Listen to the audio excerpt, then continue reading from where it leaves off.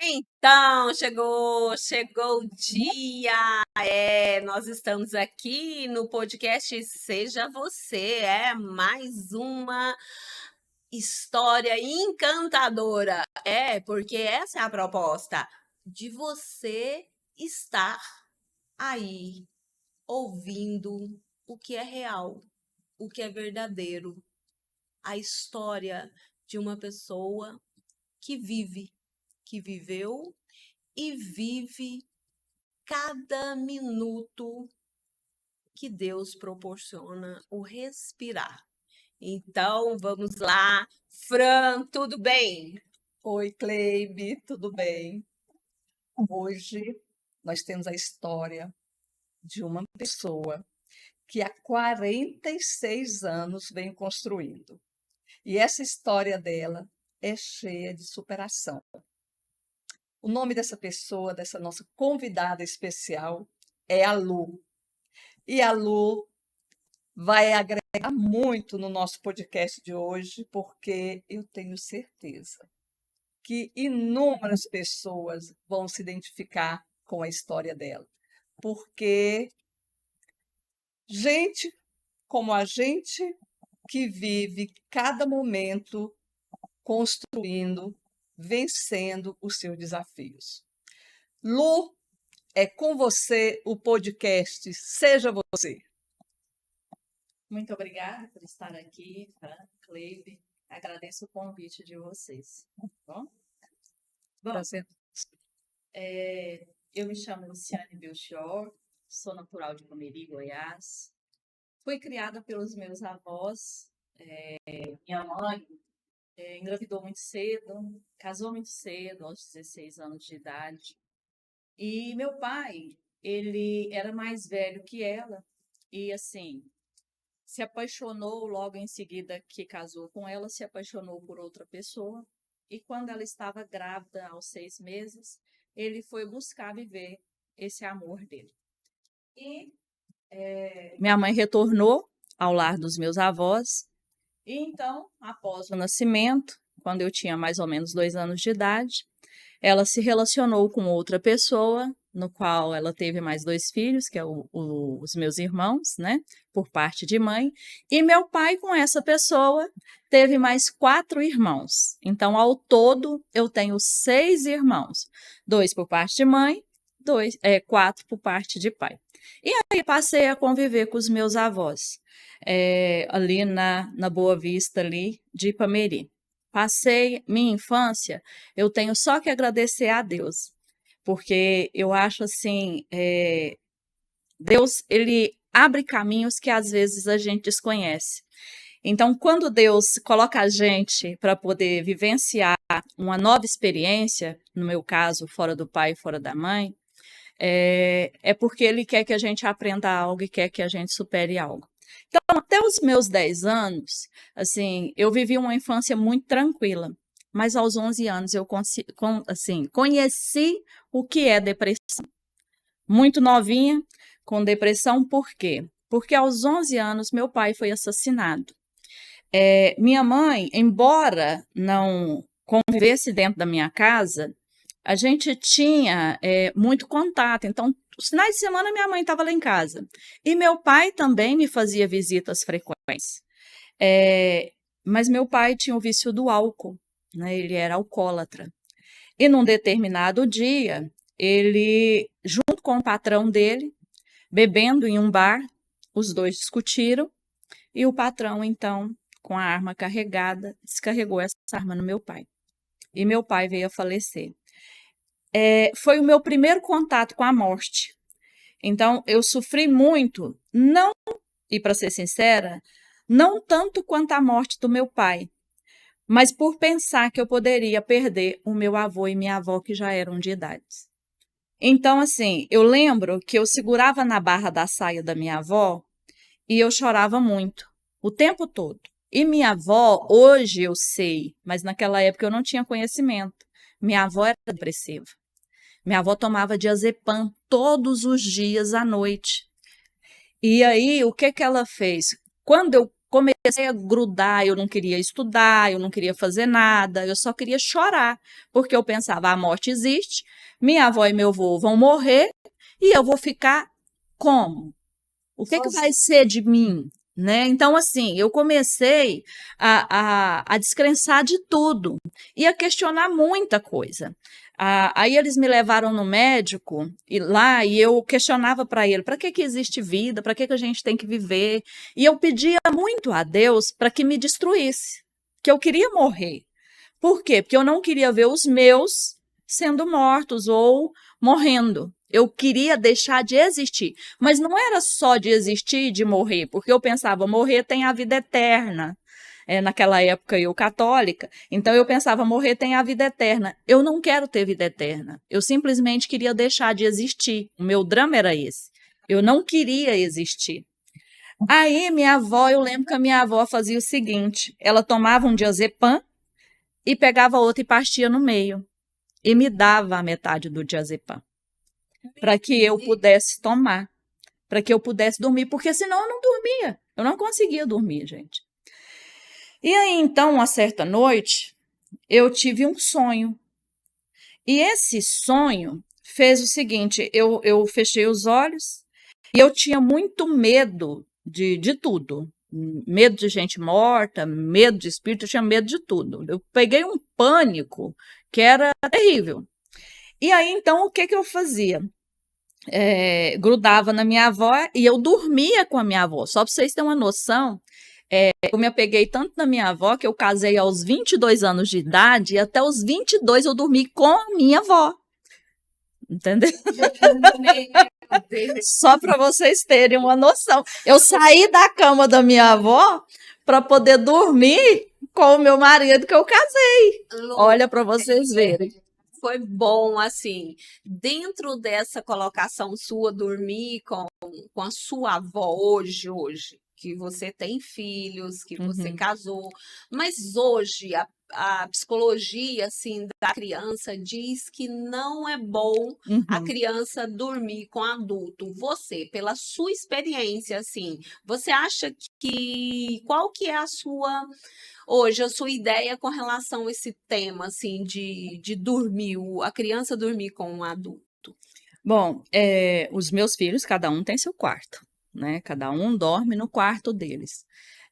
Mas se eu falar para você, não, seus meninos não dormem de vez em quando, eles não aparecem lá vamos desabafando, igual minha menina tem 24 anos. Às vezes ela chega lá, conversa, meu marido é militar, então ele trabalha 24 por 36.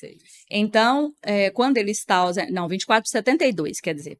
E aí, quando ele está ausente, às vezes ela vai para lá e a gente conversa, a gente pega no sono. Mas isso não é hábito. Eu acho que o hábito saudável é cada um ter o seu próprio quarto. No meu caso, foi mais por apego mesmo, e como minha avó foi deixando, foi ficando.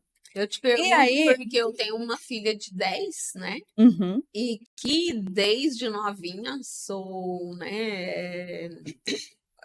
Sou sozinha com ela, então desde novinha toda vida, e ela não sai da minha cama nem que eu faça 1001 promessa. E já o quartinho dela é tão bonitinho, mas não, e é grudada. E assim, não sei, eu nunca tive isso, né? Eu também sou filha de pais separados, então tô me vendo aí na sua história um pouquinho.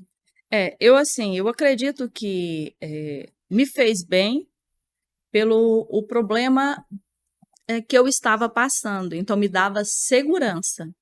Hoje, igual eu te falo, meus meninos, cada um tem os quartos separados, dormem, às vezes vão lá para minha cama, dormem lá. Eu acho que isso vai de pessoa para pessoa. Se você falar para mim, nossa, isso te prejudicou de alguma forma? Muito pelo contrário. Isso foi o que me deu segurança.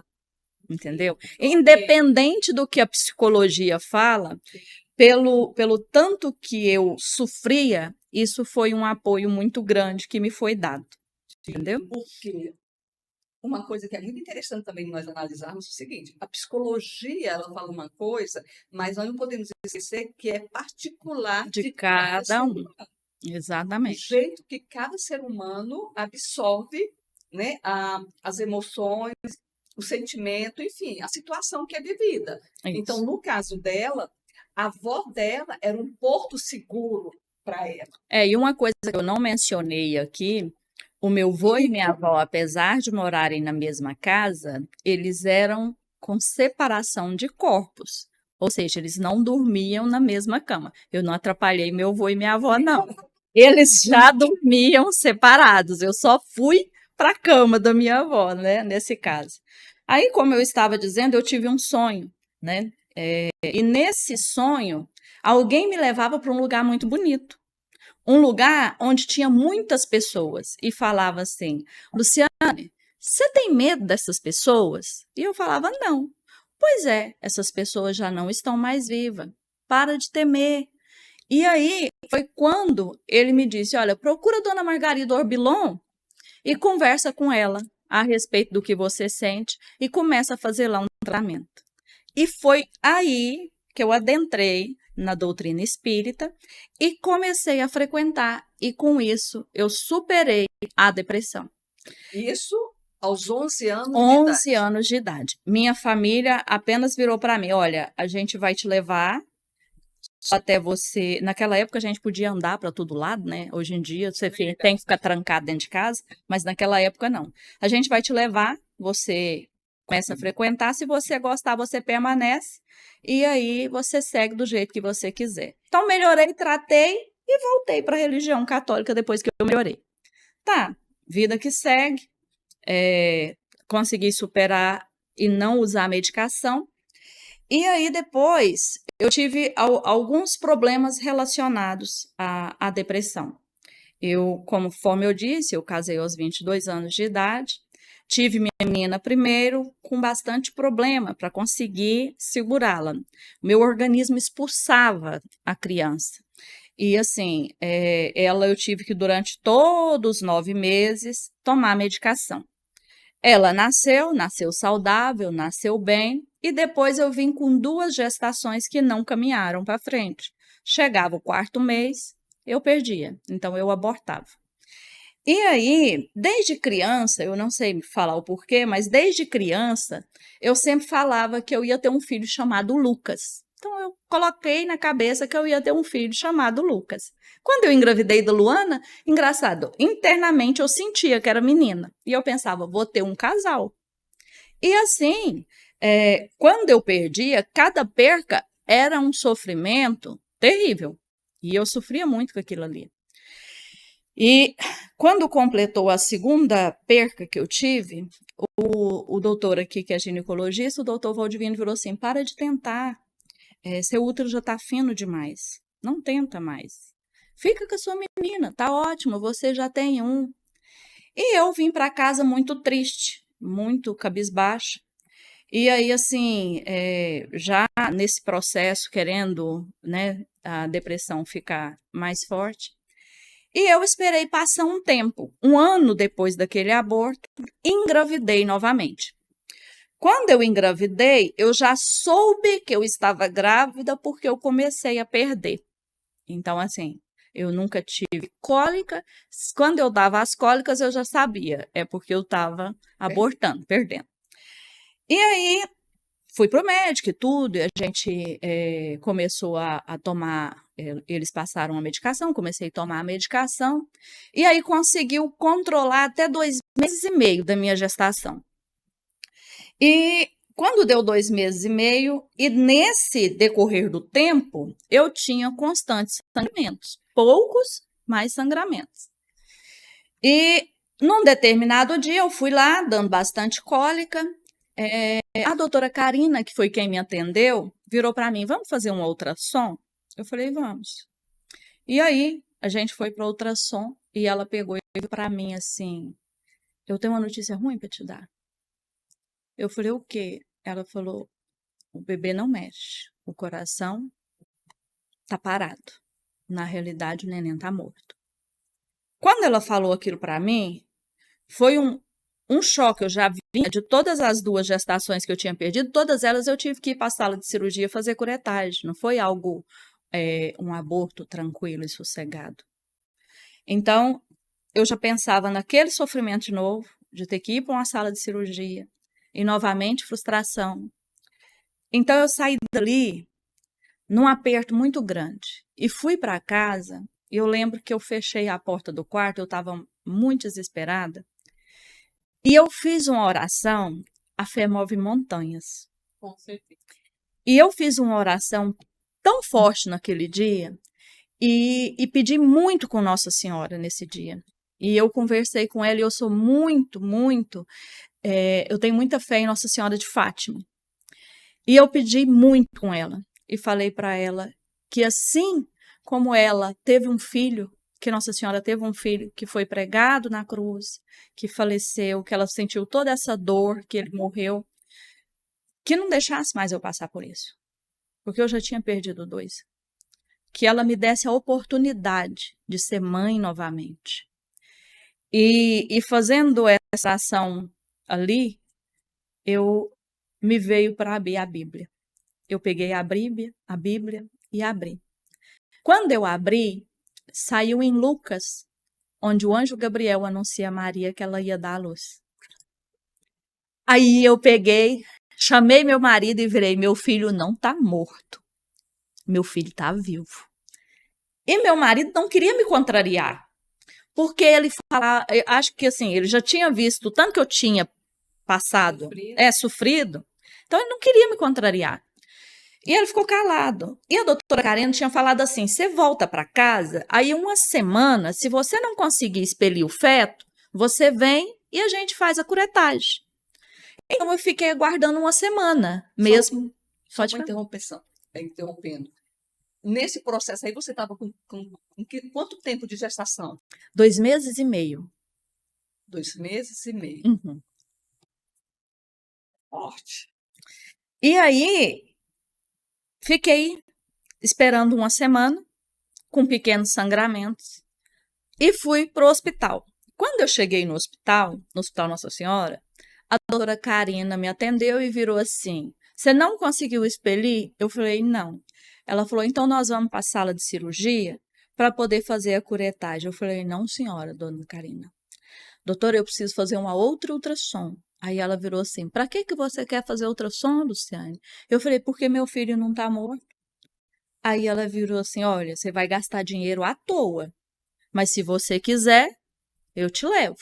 Eu falei: eu quero. E assim, ela foi caminhando comigo no corredor e tentando me acalmar, tentando mostrar para mim que aquilo acontecia e tudo. Quando eu deito, que ela vem com aquele gel e que ela passa a ultrassom, o coração do neném. A emoção. Puf. E ela virou: quase que eu mato seu filho. E aí, a partir daí, não foi uma gestação tranquila. Se eu dissesse isso, eu estaria mentindo. Foi uma gestação que eu tomei medicação a gestação inteira. Para segurar. Luciane, é engraçado, você me fez lembrar. Eu casei muito nova também. Então, eu casei com 15 anos. Com 16 anos, eu fui mãe. Novinha. Então, assim, um menino lindo, maravilhoso.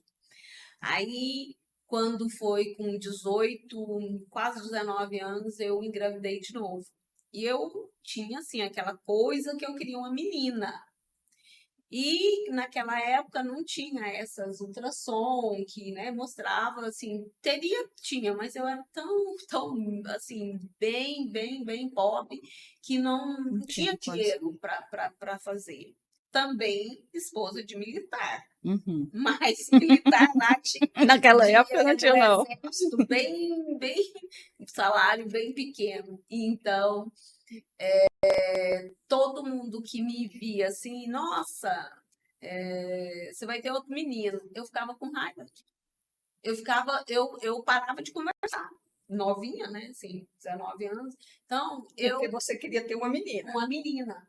E aí eu não queria que me falasse que era menino. Uhum. E quando eu fui ganhar, eu levei brinco, levei tudo.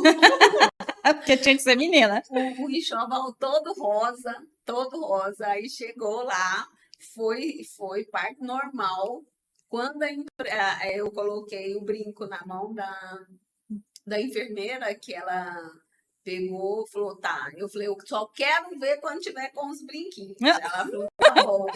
Que ela me deu, quando o nenê saiu, que foi limpar ele assim, né? Ela voltou assim, abriu a minha mão e falou assim, não é dessa vez que vai usar brinco. Ele já veio com brinco. Nossa, Lu, mas eu fiquei assim, perdi o chão. É engraçado ouvindo você falar, me ver essa imagem assim na cabeça. É interessante, né? Como que. E assim, eu sempre fui uma pessoa que sempre eu sonho algumas coisas, né? Os sonhos vêm e como se fossem avisos, né? Você falando a respeito do nascimento, 2 dias antes do meu menino nascer, eu tinha sonhado que o cordão umbilical estava 2 vezes enrolado no pescoço e falava assim: não tenha parto normal. Aí eu cheguei para o doutor, a doutora Karina que me acompanhava, mas no dia ela estava num seminário e aí o doutor Valdivino foi quem fez o parto. E eu falava para ele, doutor, o cordão umbilical do Lucas está enrolado 2 vezes no pescoço. Aí eu falava assim, menina, você fez ultrassom tem 1 semana, não tem cordão umbilical não. Só que meu marido militar também, bombeiro, pediu para poder filmar o parto. Na hora que ele filma, o que acontece? Doutor Valdivino tirando o cordão umbilical, porque foi cesariana, desenrolando o pescoço do meu menino. Aí, igual assim, eu falo que ele é meu milagre de Deus. Ele é meu milagre de Deus. E num determinado tempo da vida, aos 16 anos de idade, lembra daquela H1N1? Porque agora a gente passou por uma pandemia da Covid, onde todo mundo ficou muito tenso por conta, né, da doença, muita gente perdeu, né, entes queridos aí. Mas antes, um pouco antes, nós tivemos aí H1N1, que foi forte também. Foi forte, que muitas pessoas começaram a ter entes queridos também morrendo por conta da pneumonia. E nesse período, crianças estavam pegando pneumonia e muitos não resistiam. E meu menino, né, teve a H1N1. Digo, 16, não, 11 anos. Hoje ele está com 17. Com 11 anos, quando estava H1N1, ele pegou. E aí, ele deu essa H1N1 muito forte, muito forte. Para vocês terem uma ideia, ele deu pneumonia, aí ele entupiu os brônquios, deu atelectasia, e em consequência disso veio a asma grave. E uma doutora que o atendeu aqui virou, olha, que não tem. Eu lembro dela falar para mim assim, o meu conhecimento está aqui. Tudo o que eu podia fazer pelo seu filho, eu já fiz. Então, eu não tenho mais condição. Você tem que ir para Goiânia. Aí, o chão desabou para mim. A gente começou a organizar para levar meu menino para Goiânia. E levamos ele. E Deus colocou o doutor Laerte, pneumologista, da Clínica Clara, em Goiânia. E ele que nos atendeu. Na época, ele virou para mim, olha, é grave. Principalmente porque a asma dele estava grave. Estava, como se diz, foi os brônquios entupidos com a atelectasia, a pneumonia aberta, a asma grave. E eu falava para ele assim, doutor, o Lucas pode morrer? E na expectativa que ele falasse para mim, calma, não, né? E em momento algum ele me falava isso. Então ele falava para mim, olha, pode, eu não vou te enganar.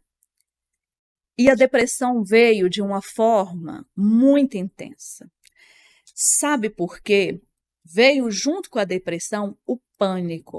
Porque o pânico vem junto com o sentimento de culpa. E eu vivia um processo, porque eu sou professora aqui da rede municipal, então eu vivia um processo anterior a isso, mais ou menos 1 ano, de intensa atividade. Eu tinha a intenção de candidatar para vereadora aqui na cidade. Pensa, e aí, o que aconteceu nessa época? mais ficava fora de casa do que dentro de casa. Então, tinha um evento e eu estava como diretora de eventos. Hoje ainda tenho o mesmo cargo, sou também diretora de eventos.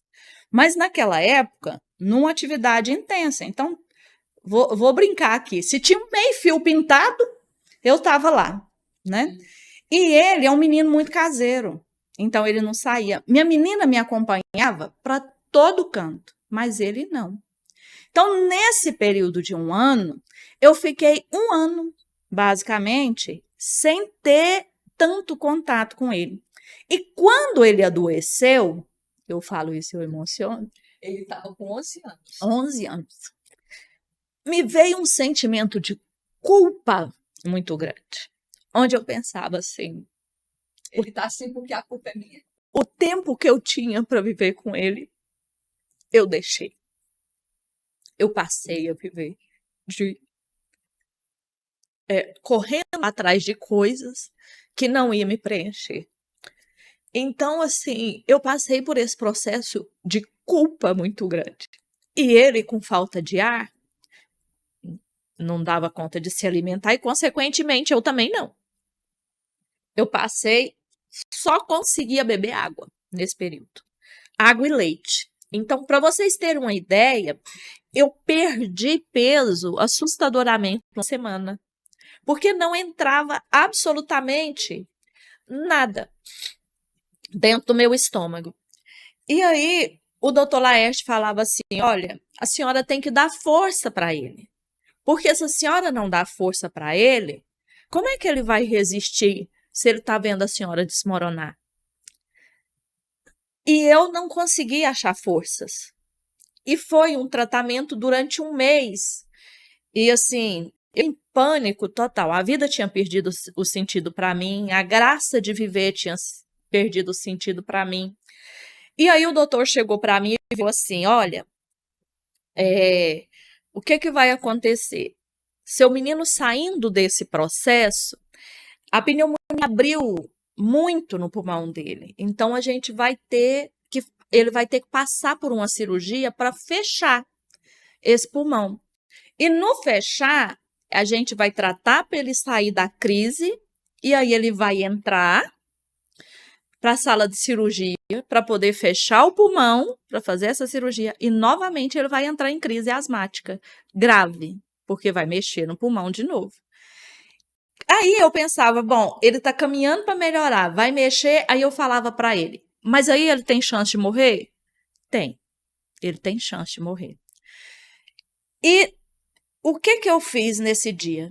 Eu falei, sabe quando você já tentou de tudo, equilibrar, não consegue, você está no desespero e a única forma é Deus? Eu entrei para dentro do carro e virei assim, minha Nossa Senhora, a senhora me deu um presente há 11 anos atrás. Presente a gente não toma. Então não toma ele de mim. Mas aquilo saiu do âmago. Falei para ela, não toma ele de mim. Eu vou mudar a minha forma de viver. Eu vou viver para minha família. Eu quero viver para eles. Eu quero ter um tempo para eles. Me dê oportunidade.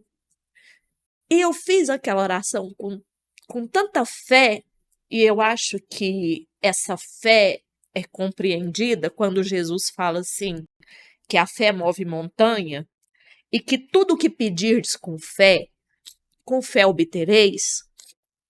É essa fé que Jesus falava. Porque quando você faz a oração verdadeira, ela sai de dentro, você se entrega. Então, você não tem mais nada, digamos assim, a perder. Então, você faz ela de corpo, alma e coração. É isso que você faz quando você faz essa oração sincera. E eu creio que é por isso que quando Jesus curava, ele falava assim, a tua fé te curou. Porque porque tudo é possível aquele que crê. E a superação, eu acredito que é isso. A gente supera e a gente modifica a nossa existência, a nossa maneira de ser, que eu costumo sempre falar a respeito da reforma íntima. A gente começa a trabalhar em nós, né, essa capacidade de mudança quando algo vem até você e muda a sua forma de ver a vida, a sua forma de ver o mundo, quando você faz essa mudança. E aí eu senti uma voz dentro de mim falando assim: ele vai fazer uma cirurgia, mas é espiritual. E eu consegui sentir tanta presença de Deus que eu relaxei. Isso você estava dentro do carro? Dentro do carro, sozinha, só eu e Deus. Eu vou falar para vocês que a oração minha não era falando, não, gente. Era meio que gritando.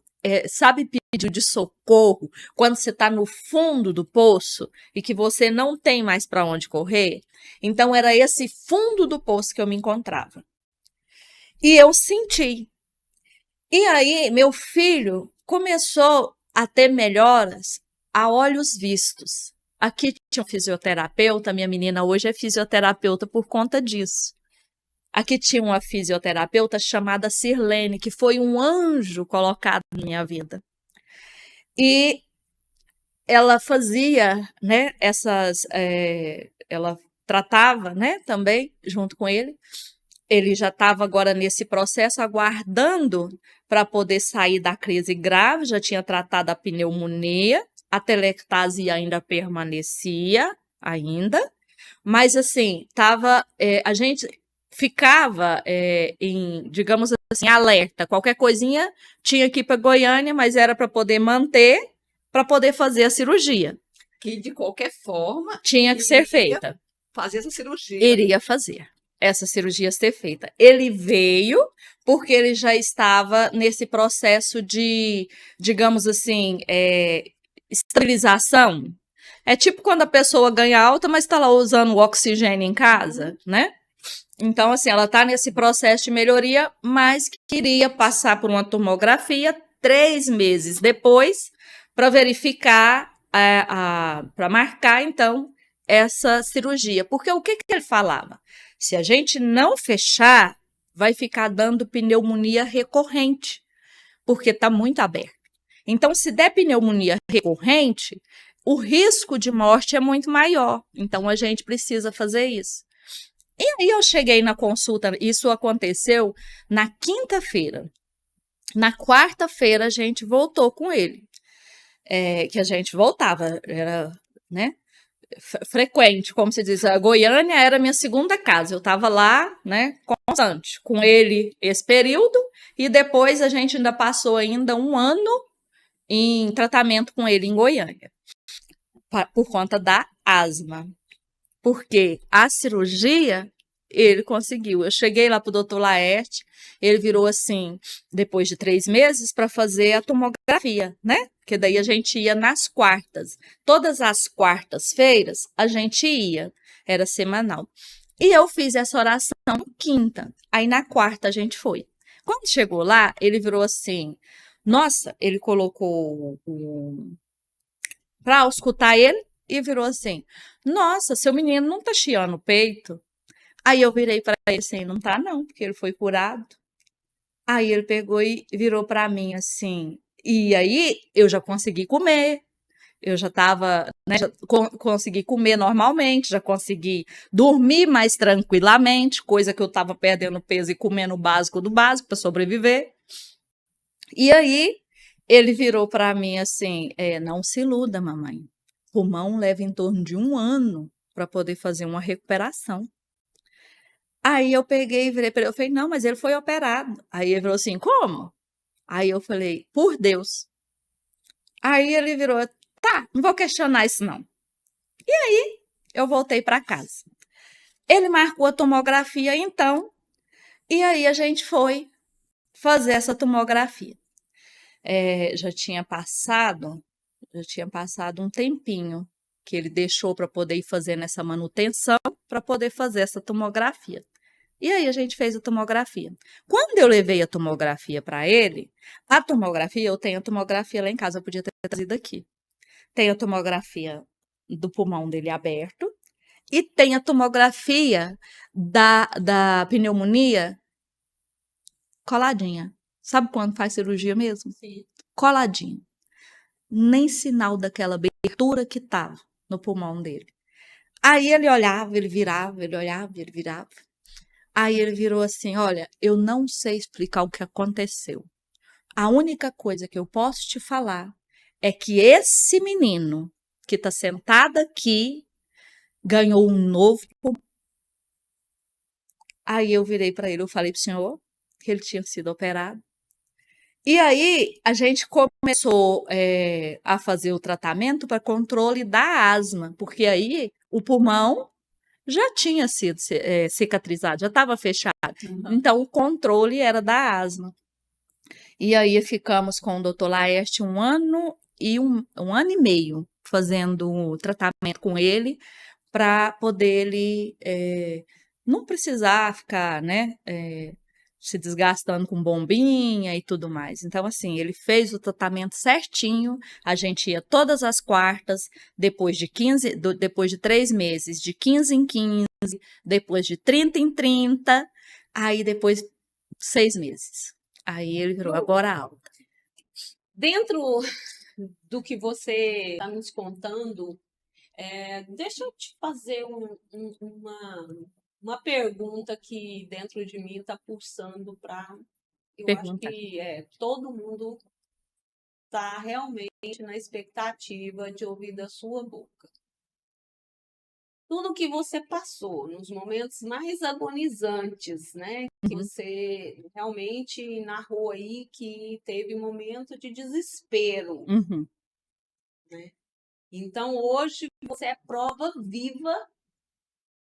Você é prova viva e dá seu testemunho como existe um Deus que nos dirige o tempo inteiro, que nos dá tudo aquilo que nós pedimos com coração, com amor mesmo. Deus é soberanamente justo e bom. Quando Ele nos toca de uma maneira profunda, através da dor, porque eu acredito que o ser humano ele melhora de 2 formas, pelo amor ou pela dor. Cabe a cada um de nós. E não é Deus quem nos castiga. São nossas ações que nos levam ao sofrimento. Talvez, se eu não tivesse passado um ano todo não dedicado à família, fora dela, preocupado muito mais nas questões materiais do que a essência, eu não sofreria tanto. Teria fé, teria pedido, mas a culpa não se instalava em mim. Eu teria convivido melhor com essa situação. Pedido a graça? Pedido a graça. Falado de coração que eu precisava ter ele comigo, sim, mas sem a culpa. E muitas das vezes, a depressão, a síndrome do pânico, é porque você vive preso ao passado ou na expectativa do futuro. E esquece de viver o presente.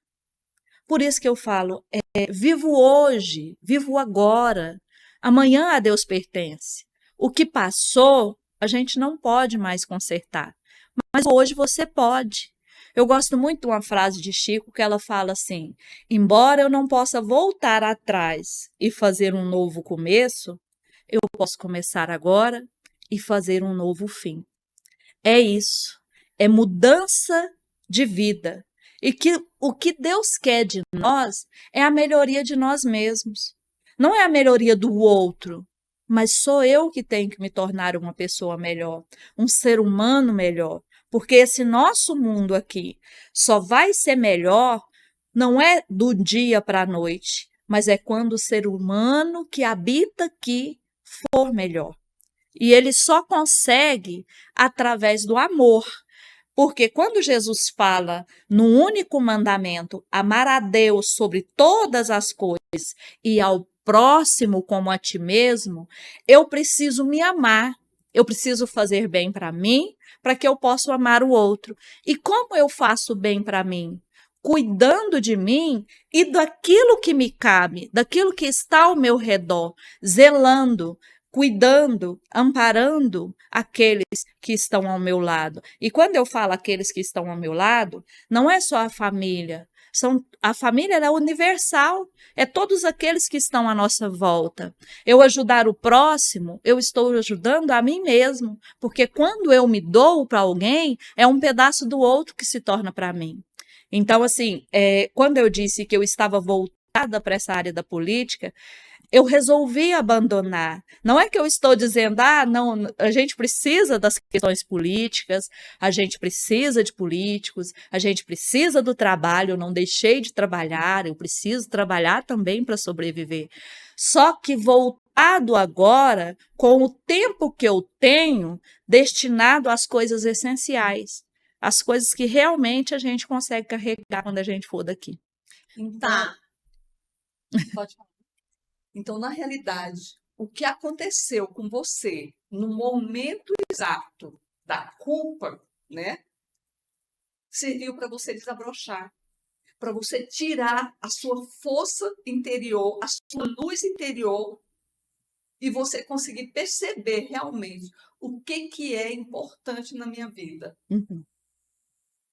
E é isso, gente, que nós precisamos olhar para nós e fazermos uma análise.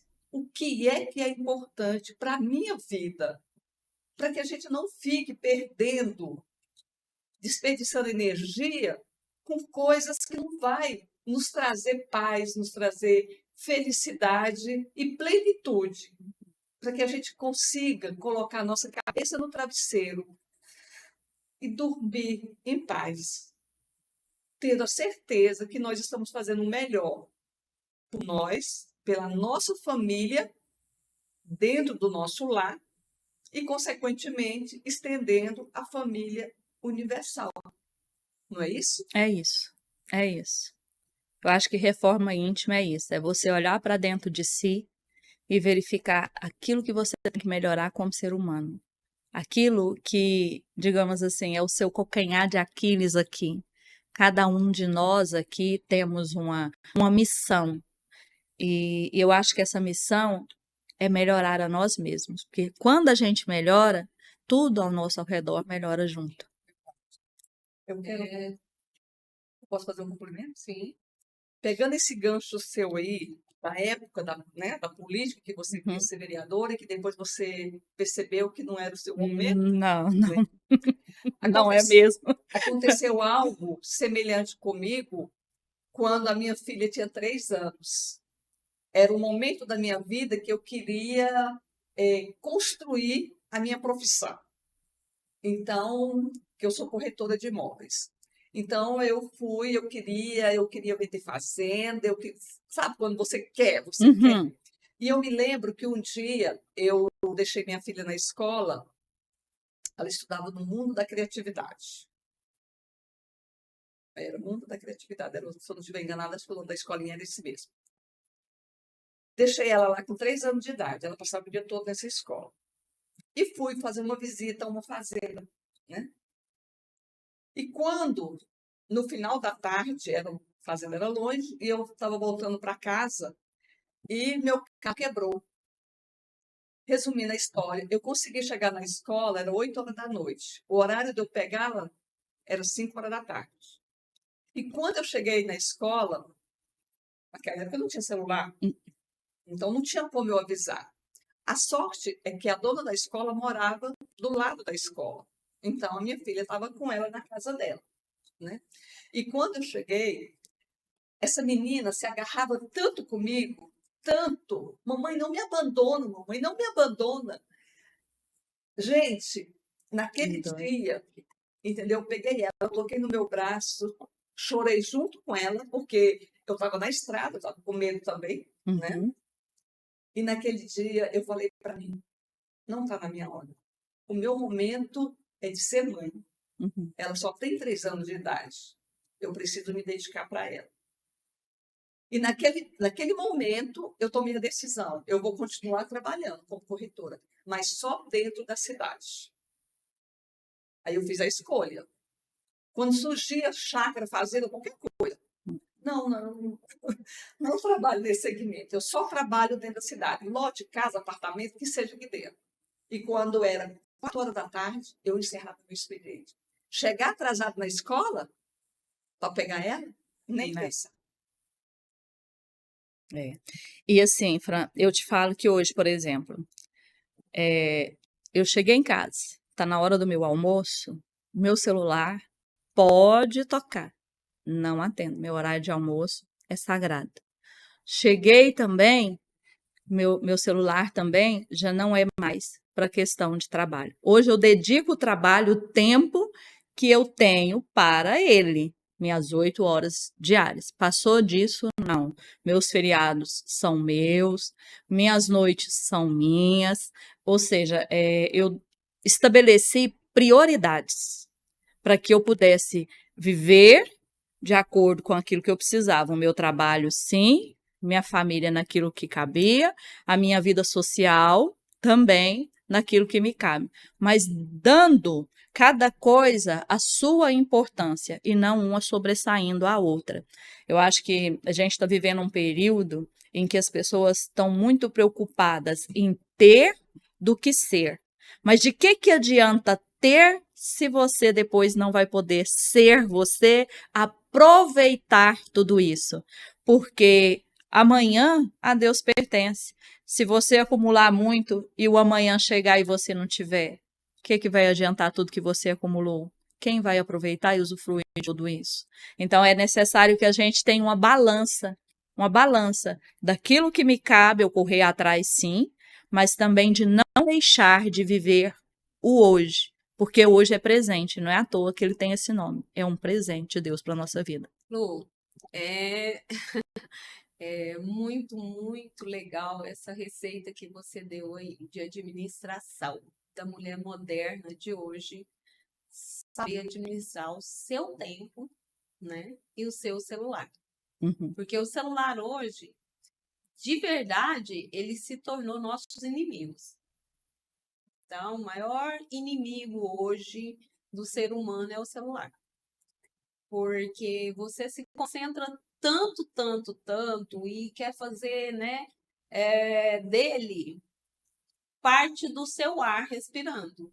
Dá um toque, você olha. Faz uma coisa, você olha. Então, policiar, se a gente está nesse estágio assim, você que está aí o tempo inteiro numa reunião de família, né, ligada no celular, e seus filhos, cada um num quarto, grudado no celular, é bom, é muito bom meditar e imaginar se o que está acontecendo naquele momento, qual o valor do celular ou o valor de uma palavra, de um sorriso, de um olhar.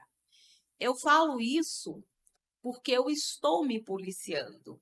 É difícil? Muito, muito difícil, porque tem às vezes que momentos que a pessoa quer a resposta na hora e de repente você não dá, ela acha que você está fazendo um pouco caso, que você não está nem aí, que você não dá importância para ela. Só que, como você disse, a gente tem a parte família, né? Tem a parte de você com você, e o celular é uma peça, né? Que pode só agregar valores dentro de um processo evolutivo de ganhos e não de percas. E estamos deixando de ganhar muitas coisas por causa do celular. Uma boa conversa. Hoje já não tem mais diálogo assim, ó, de homem, de marido e mulher, de uma certa maneira que não se vigia o celular. Eu falo por mim mesma, eu já passei muito.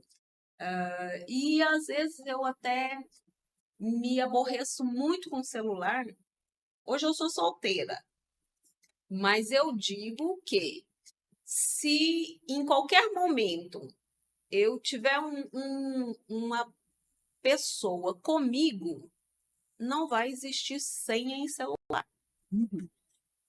Não sei se você comunga da mesma ideia, Fran, mas esse negócio assim de não, é muito privado. O celular é uma coisa assim. Por quê? Não Se tem é privado, é necessidade. porque assim não existe confiança entre o marido ou a mulher. Então, para você que está me ouvindo e me vendo, eu te dou esse recadinho. Você deixa seu celular só na senha? Pensa um pouquinho. Põe-se no lugar do outro. Eu não quero um companheiro que tenha um celular travado. Meu livro é aberto. Não tem nenhuma página rasgada e nem presa. Então, eu acho que o ser humano hoje precisa de ser mais assim, ó, verdadeiro. E eu falo, Fran, e eu falo assim, e eu sou uma pessoa que gosto muito de rede social. Eu sou bastante conectada. E assim, essa semana, a gente está numa semana a gente está na semana do saco cheio, que fala na educação, né? Então, essa semana eu tirei para não postar nada, para não estar com o celular ativo, para me doar essa semana de descanso, para poder estar em casa. Então, assim, essa semana não tem postagem no meu Stories, é a hora que eu posto diariamente, nos momentos que me cabe, eu tô lá, eu posto, eu falo, eu dou recadinho, eu tenho um canal também no YouTube, que é reflexivo, chama Luciane Belchior Reflexões, que legal. Que eu trabalho nele lá com mensagens positivas, inclusive eu estou com o livro 21 Dias para Curar Sua Vida, que é de Louise Hay, onde ela trabalha a cura do amor próprio. Então, eu estou lá colocando no YouTube esse diário, que é 21 dias em que você faz exercícios diários para você se curar, para que a gente possa conseguir levar a vida de maneira mais leve, mais sossegada. Então, assim, eu tiro esses momentos para as gravações, para poder falar, brinco muito, mas aí também eu quero ter esse tempo. Às vezes a pessoa fala assim, nossa, eu conheço tudo da Luciane Belchior na internet, mas o que você posta ali é 15 segundos, 1 minuto, né? Se você fizer 5 stories, é 5 minutos, digamos assim, de 1 minuto, é 5 minutos. O que é 5 minutos diante de 24 horas? Então, são essas 24 horas que conta. O que você faz durante esse período, o tempo que você dedica à sua família. Então, assim, eu gostaria de frisar exatamente isso. As famílias estão sendo deixadas um pouco de lado hoje em dia, porque se dá muito valor às outras coisas e o essencial está ficando para trás. Então, assim, a família ela tem que estar unida, ela tem que conversar, tem que dialogar, ela tem que falar aquilo que está ali causando dor.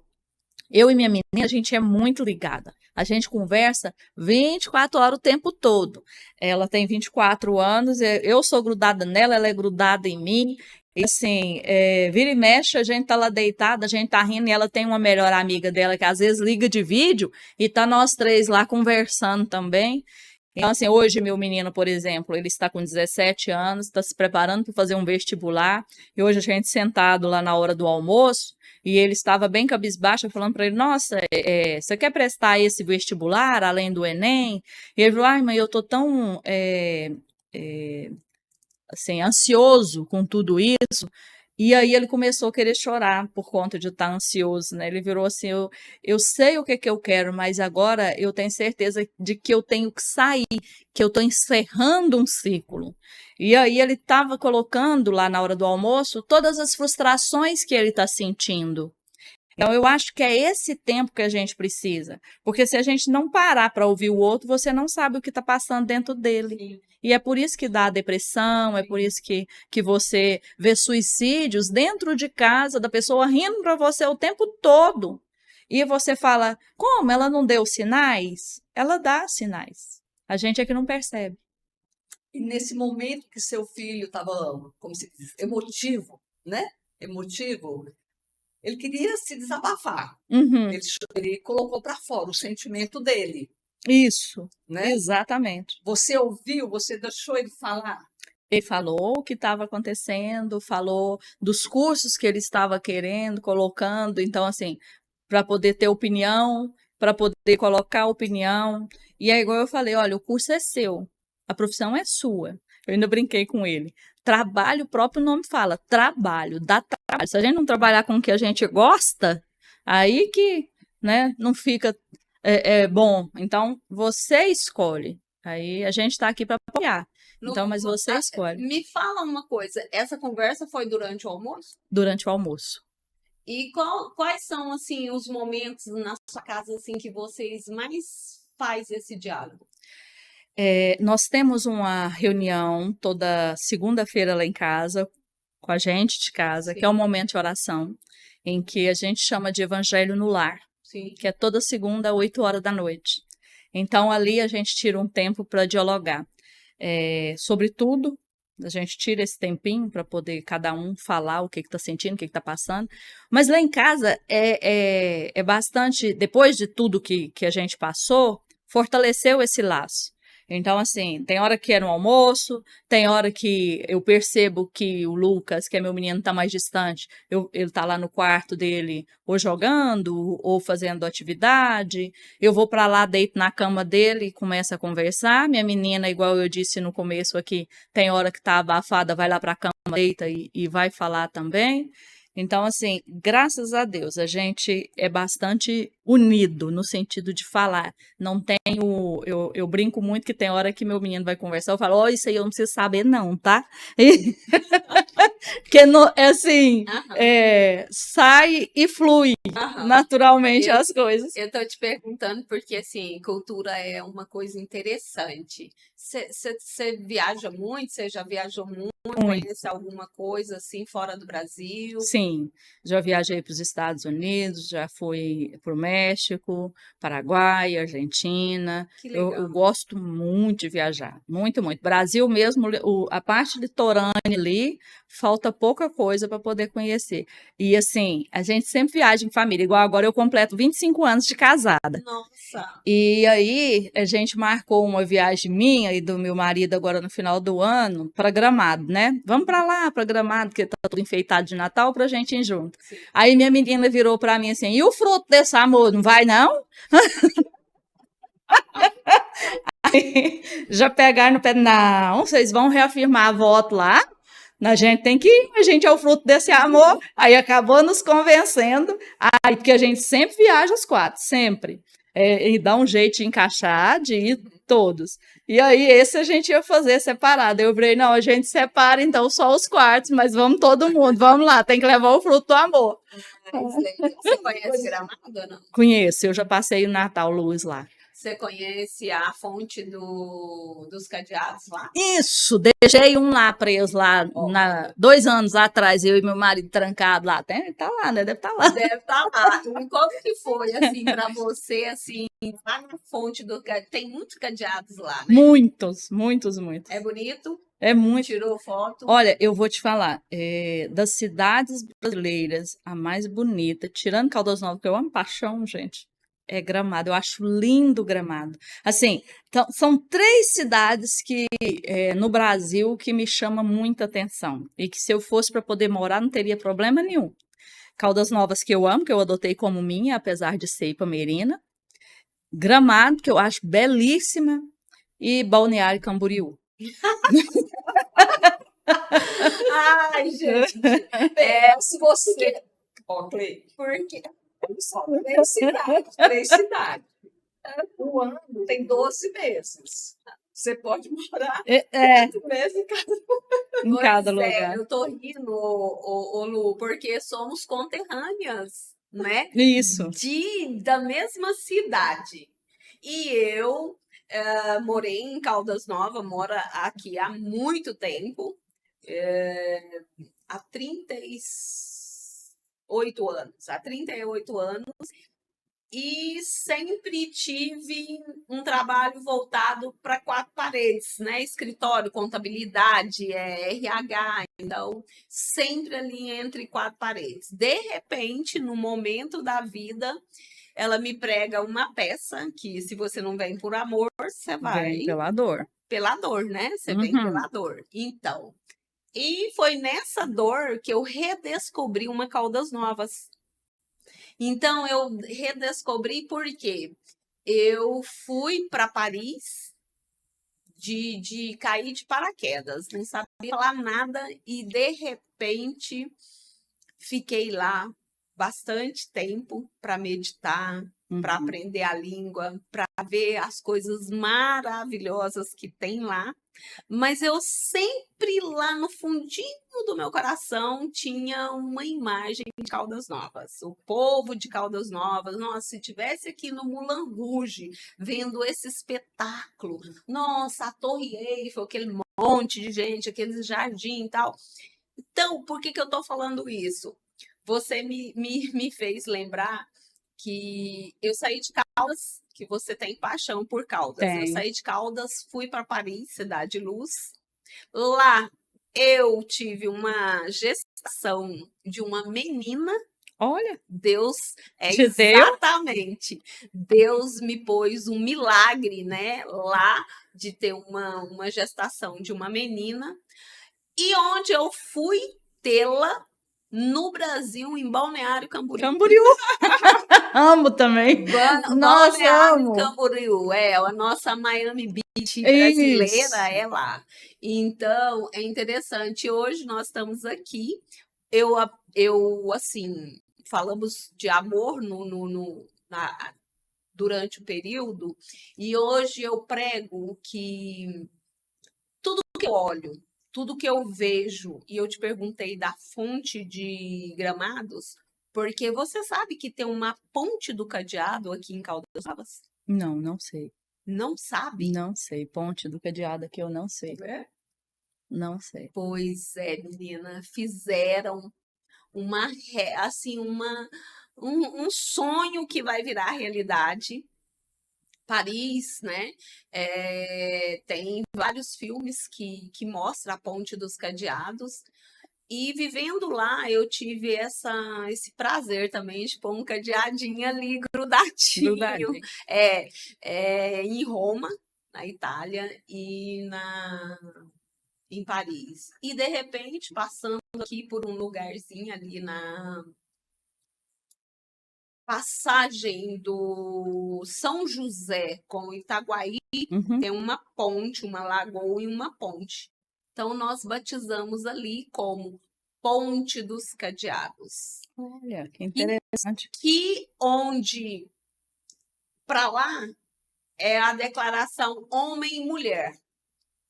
E, no meu entendimento, ela foi criada para você declarar o seu amor próprio, o seu amor por família, entendeu? Hoje eu tenho 5 netos. Nossa, que benção. Ainda chego lá, viu? Pode deixar que eu ainda chego lá. Netos. E lindos, lindos, lindos.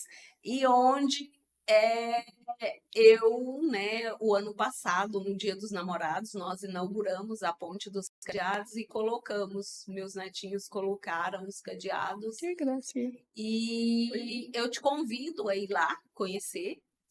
É um lugar assim que no futuro eu acredito que vai ser muito lindo, porque lá só vai assim entrar o amor e só vai ficar o amor. Pode ter certeza que eu vou lá sim. É um local que depois a gente vai compartilhar com você algumas imagens para você, né, ter uma noção como é que funcionou, né, Cleide? Já foram 2 eventos que aconteceu lá. Te convidar para o ano que vem, Dia dos Namorados. Pode deixar. A gente faz uma festa linda lá. E aí sim, nós vamos estar realmente colocando os cadeados que foram agora, dia 21, Dia da Árvore. Algumas pessoas levaram cadeados, inclusive nós tivemos aí um convidado especial, Marcelo Grangeiro, que nos presenteou com um cadeado, mas infelizmente ainda estão nós colocamos o cadeado e ainda não entendeu qual é a ideia. Vão lá e pega emprestado. Mas não devolve, acredita? Tem que colocar ele na rota dos trenzinhos, né? Para virar ponto turístico aqui da cidade. Não, mas vai ficar. Vai ficar na rota. É um projeto que está em construção. Isso. Cada vez vai melhorar. Precisa de união. Nós precisamos, assim, que a cidade abraça, né, a ideia, e onde cada um vai ali depositar um pouquinho do que realmente Caldas Novas precisa. De acolhimento, de amor, assim, sem aquela ganância de só querer tirar. Não, vamos colocar. Né? E é essa a proposta da ponte dos cadeados ali na lagoa. Não, muito bom. O lugar é muito bonito. O lugar é lindo. Então, dá para se transformar num ponto turístico que vai agregar valor às pessoas que vão em Caldas Novas. É igual Gramado, a gente vai lá, a gente fica doidinho para comprar um cadeado e colocar lá. Então, e a pergunta que eu te fiz sobre que momento você tem mais assim, intimidade, eu não tive esse hábito em casa durante o almoço, durante o jantar, dialogar. E morando lá fora, né, tendo contato com outras culturas, os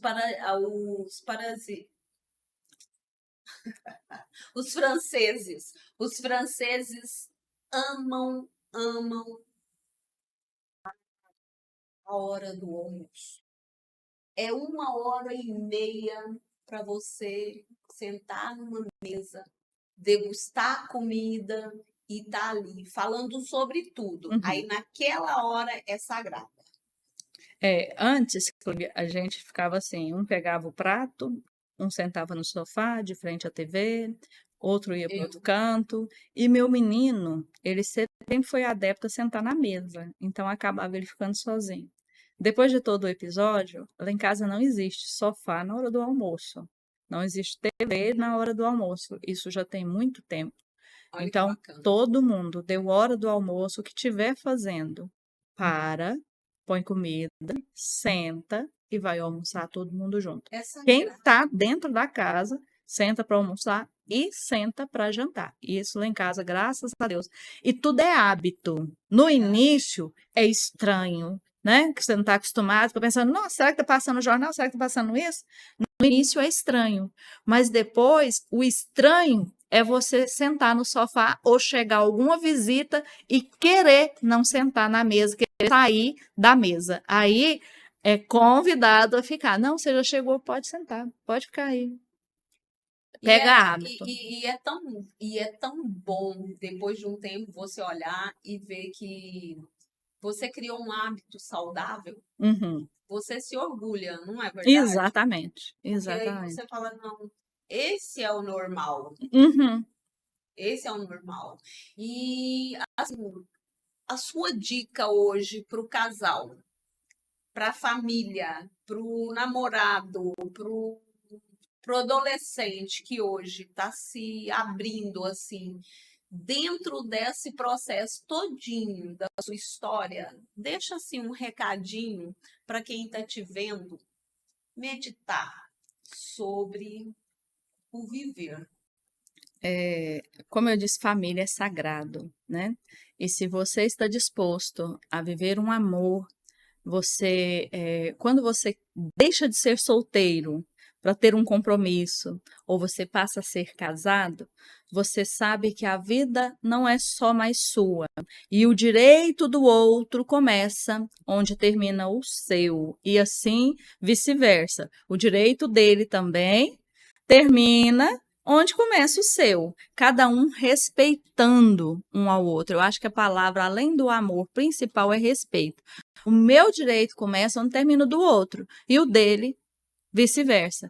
Então, assim, se eu souber respeitar o outro, às vezes a pessoa está nervosa, enfesada com alguma coisa, e você está ali instigando, querendo ouvir, querendo que fala, né? E isso gera uma discórdia. É você saber o limite do outro. você procurar também através do diálogo. Não é um emburrar, o outro emburrar do outro lado também e deixar passar a raiva e depois volta como se nada aconteceu e achar que isso colocou um pano quente. Não. Um casamento, eu acredito que ele não acaba do dia para a noite. Para ele acabar, são várias gotas colocadas no copo até ele encher. Chega num ponto em que uma única gotinha é capaz de derramar. Então, nada termina do dia para a noite. Assim, é nos relacionamentos também. E na família também. Para a família se desfazer, não foi só um episódio. Às vezes as pessoas olham e falam assim: nossa, separou por quê? Ah, não, houve uma traição, houve um afastamento, incompatibilidade de gênios, mas na realidade foi uma somatória de tudo, né? Na realidade não tem só o certo e o só errado, são sucessivos erros que acontecem. E eu acredito que a gente está aqui para a gente evoluir de alguma forma, mas a gente só evolui quando a gente sabe o nosso lugar e o lugar do outro. Tem pessoas difíceis de lidar? Tem pessoas muito difíceis de lidar. Primeiro, eu me amo, para que eu me imponho. Eu acredito que as pessoas fazem com você aquilo que você permite que elas façam. Você não permite, a pessoa não vai fazer. E se por um acaso ousar fazer, aquele limite seu encerra. Para que haja respeito mútuo entre um e outro. Porque quando eu me respeito, o outro também passa a me respeitar. É como você falou, celular para que senha? Se for para viver na privacidade, não tem a necessidade de ser um casal. Fica-se sozinho. Né? Se for sair desacompanhado, onde um fica em casa e o outro aproveita a vida, então não tem a necessidade de viver ambos em comunhão. É necessário que a pessoa saiba, eu quero viver uma vida a dois? Porque isso inclui nessa vida a dois o limite do outro. Eu tenho que respeitar o outro para que o outro me respeita. Isso é casamento. Ah, é uma receita diária a cada dia. Tudo é construído a cada dia. Sabedoria se aprende. E a gente vai aprendendo isso aos poucos. Ah, você vive um casamento perfeito? Não, porque é perfeito somente Deus. Somente Deus que está no céu. Você vai construindo um com o outro, respeitando o limite um do outro, aprendendo um com o outro. E nesses 25 anos que eu estou casada, eu modifiquei. E ele também modificou. A gente muda o tempo todo, né? Porque assim, a vida está em constante mudança. E cada dia é um novo aprendizado. O que antes fazia sentido, hoje não faz. Então, é um aprender de acordo com cada um, com a sua natureza, e aí você vai tentando administrar tudo isso. Mas eu falo uma coisa, quando eu falo em respeito, é porque num casamento, onde um agride o outro, já não é mais casamento. Né? Aí já não tem a necessidade mais de estar junto, onde cada um está degladiando ali dentro do seu lar.